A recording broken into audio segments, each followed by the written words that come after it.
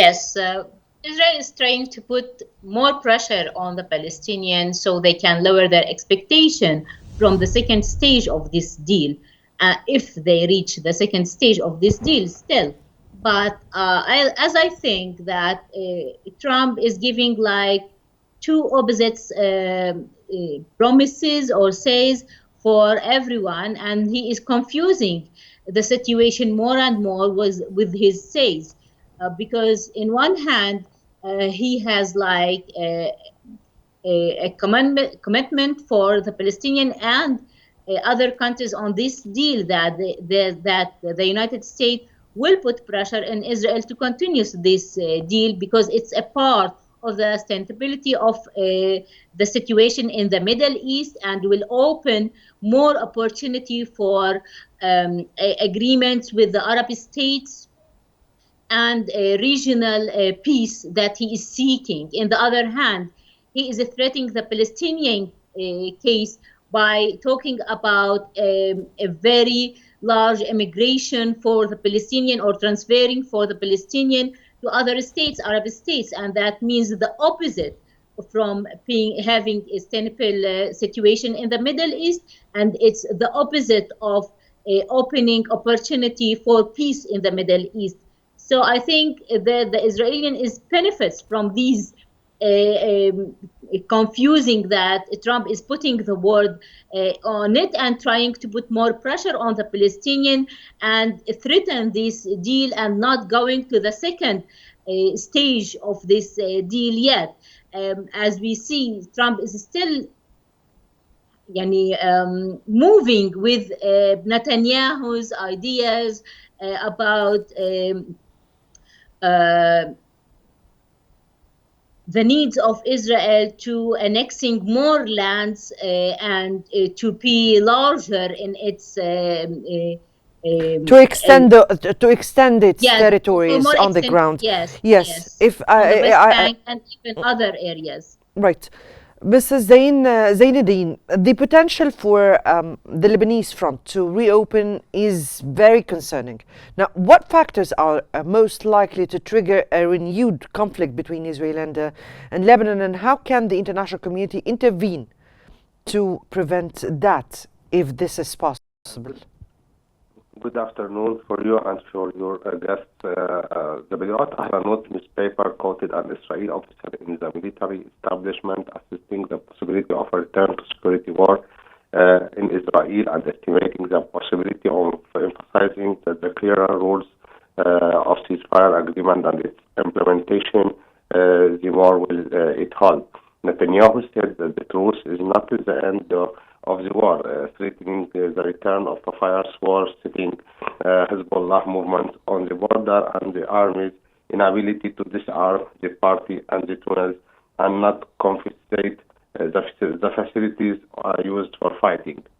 Of course, the international community can promote security and stability in the region by assuming its responsibilities, preventing a return to war, establishing cooperation between the international community and the conflicting parties, deploying international forces, sponsoring a lasting peace agreement, using a UN platform, unite the parties to the conflict and pledging to sponsor it in a serious and fair manner.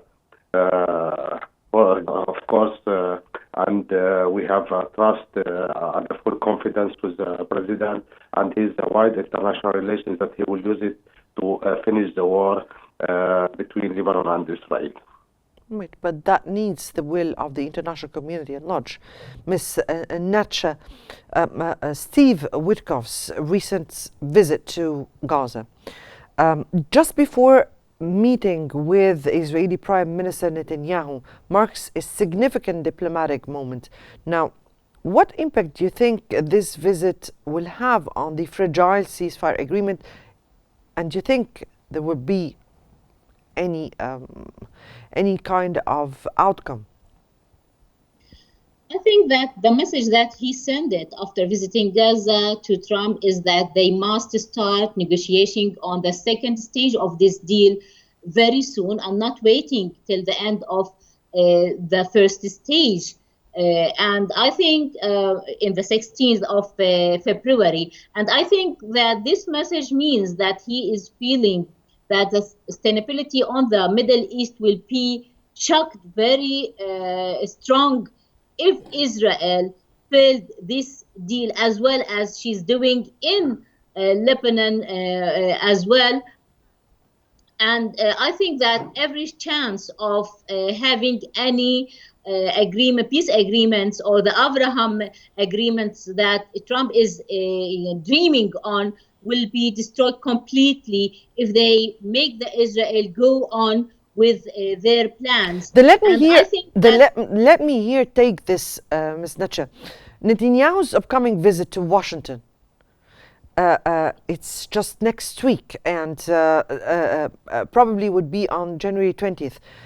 That will make him the first world leader to visit since Trump's second term began. Now, what's your take on that? What do we expect out of this meeting, particularly with regards to Israel's policies in Gaza and the West Bank? I think that Trump is always looking for deals and big deals, and he will put Netanyahu on the consequence, the causes of his actions in the Middle East, and what he will lose by continuous in this strategy in attacking Gaza Strip, and how he can benefit from the ceasefire. I think that the deal will be to continue the ceasefire in Gaza and allowing him maybe to annex some lands. I'm sorry to say it, but in Syria, Lebanon, and the West Bank to Israel. In the other side, if he has to announce a Palestinian state, and that will allow them to go with agreement with Saudi Arabia, and maybe some agreements with Iran as well. And this is what is the main goal, and what is Trump looking for, to have agreements with Saudi Arabia and Iran, both of them. And that will not happen if Netanyahu continue in his attack on Gaza and West Bank as well. So I think the deal will be to have more benefit from this Abraham agreement, from this peace agreement with Saudi Arabia and Iran. On the other hand, he will go slow with his annexation of the West Bank and the attack on Gaza Strip. I think this is the deal, and this is what will happen in his next visit to the United States. Trump is not like Biden, and he is not threatened by Netanyahu as well as Biden.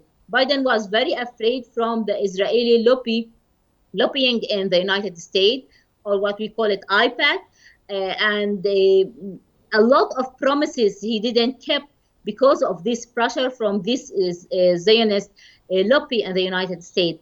Trump, on the other hand, he has point of power and not afraid from this kind of pressure that Netanyahu put on Biden that time. So I think he will be very surprising with the meeting in Netanyahu, and what they go from this, what will come out from this meeting will be very surprising for everyone.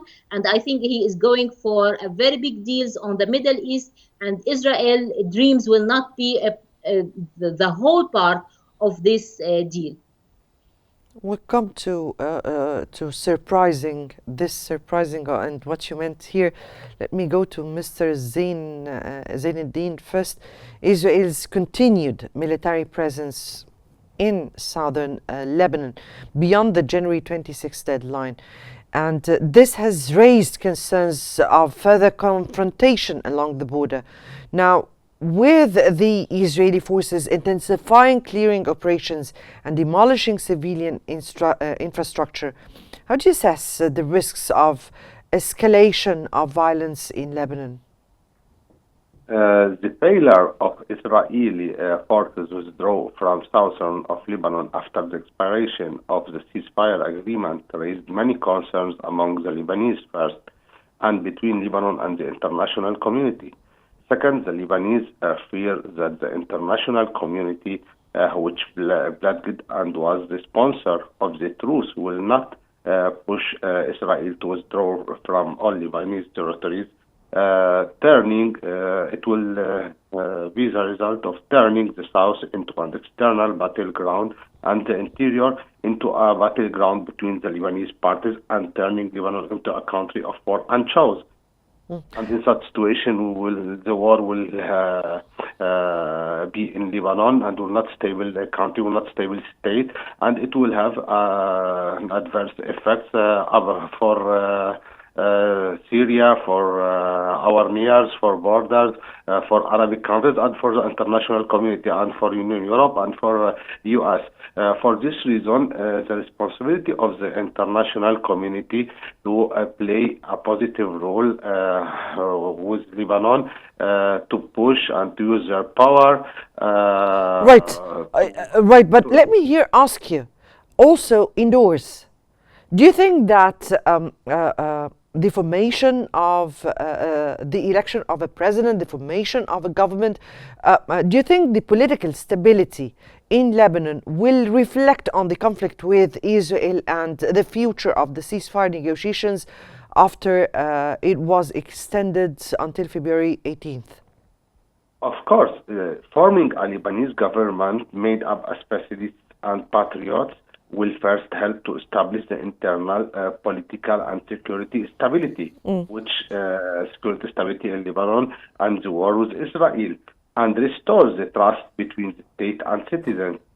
Secondly, it will help strengthen trust between Lebanon and the Arab countries, international community, which will stimulate the economy, investments, projects, and international support to the country, and which they will play an important role to have a stable security situation in Lebanon, and will be the end of the war. It will be the end of the war. Hopefully. If we get back to Ms. Nacha here, and you spoke about surprises that will come out of the meeting between President Trump and Netanyahu. Now, Netanyahu is already going with calls from some of the far-right Israeli government members to resume the war after the first phase of this truce. Now, what are the surprises you're speaking about, and would Netanyahu given to the calls internally? Through Biden administration, Netanyahu wasn't invited formally for the United States, although he came to the Congress and make a speech which looked like a threat for Biden administration more than willing of having the help of the United States. He showed the power or upper power than the American government power in this speech. Now, Trump is inviting Netanyahu to come formally to the White House, and he will show him the real power circle and who has the control on the world more than he thought. And I think that he will put a limitation for the dreams of Netanyahu, and he will put some conditions for the continuous supporting of the United States of Israel. I didn't say that the United States will stop supporting Israel, but he will show him the benefit of having such a deal in the Arab world and the Middle East, more stability than the way that Netanyahu is taking in this government. I know that there's a lot of pressure on Netanyahu to continue this war after the first stage and not to continue for the second and third stage. But on the other hand, still we have a lot of pressure on him to continue on this deal, because we have like the law of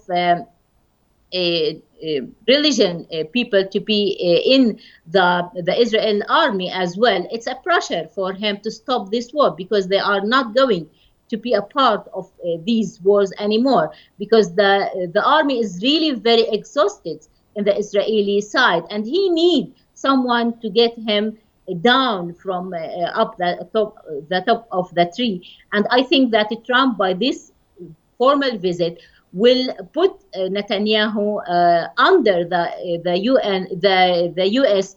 control, and put limitation for his dreams and for these actions that he is taking. Mr. Zainuddin, from your point of view, or how do you assess the Lebanese internal situation at this very particular stage, and how does this reflect on the ability to respond to Israeli provocations along its border? Could you repeat the question? I didn't hear you, please. Again, how do you assess the internal situation inside Lebanon, and will that reflect on its ability to respond to the Israeli provocations along its borders? I told you before, the failure of Israel forces withdraw from Lebanon after expiration of ceasefire made a big problem between the internal community in Lebanon, between the political parties, between Hezbollah and the opposition, and from second side raised the fear of Lebanese community and government that the United Nations international community will not play a real role that will let Israel leave Lebanon after the expiration of the ceasefire agreement. But here, I would like, I heard your guest, she was speaking about Netanyahu, that he didn't invite Biden, to the White House.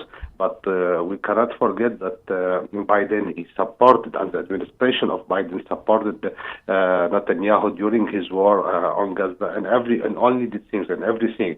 And we have to remember that Israel and US share many interests and military, geopolitically, economically, and technological ties.